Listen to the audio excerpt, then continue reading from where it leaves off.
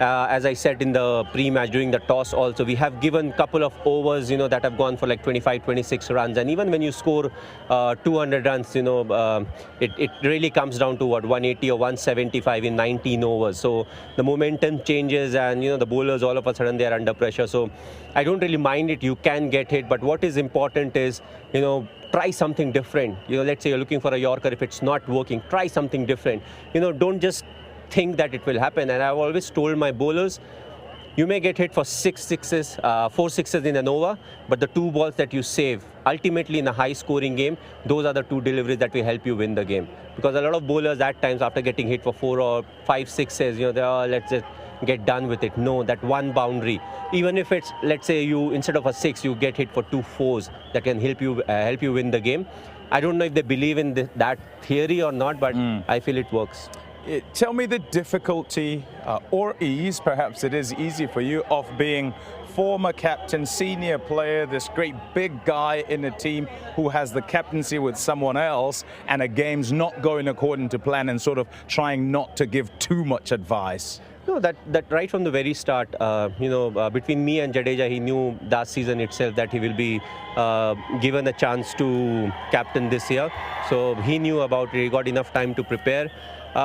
What is important is you want him to lead the side, and I wanted that transition to happen. So the first game and the second game, there was a bit more information going in towards Jaddu, but after that, I left it to him, to decide what angle he wants, because at the end of 5, 6, 7 or the full season, you don't want him to feel as if, the captainship was done by somebody else, I was going for toss.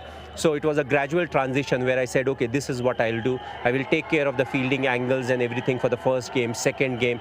After that, if it comes to me, like, no, you have to decide on your own, because that's the only way you will learn what captainship is. Spoon feeding doesn't really help captain. On the field, you have to take those crucial decisions, and you have to take responsibility for those decisions. And so how reluctant and how did the conversation go in sort of him coming back and saying, look, MS, I've had a go at this, and I think it's best for us if you take over the reins again. How did that go? Well, I think what is important is once you become the captain, you have to take care of many things, and that also includes taking care of your own game. And with him, his mind was working a lot, and it's not easy to control your mind. It's the strongest feature, body, physics, all of those things are fine. But once your mind starts working and it wants to contribute more, okay, what's the combination that I can play with? Okay, who can bowl at what point of time? It doesn't really stop. So what really happens is the individual is not able to relax. Even when he closes his eyes and wants to sleep, the mind is still working. So what I felt was, it was having an effect on his game also. When he was going into bat, or when it comes to his preparation, is putting this burden, affecting his game. Because I would love to have a Jadeja as a bowler and a batter and a fielder. Captainship, fair enough. Even if you relieve captainship and if you are at your best, that's what we really want. Because we are also losing a great fielder. We are struggling for a deep mid-wicket fielder.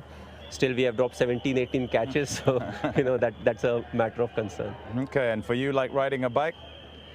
Well, riding a bike is always fun, but these are tough games.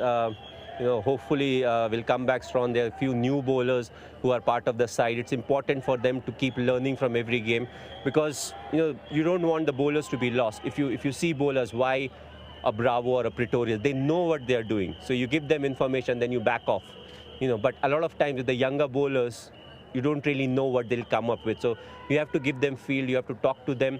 You also have to tell them, okay, in this field, these are the variations that you can also use.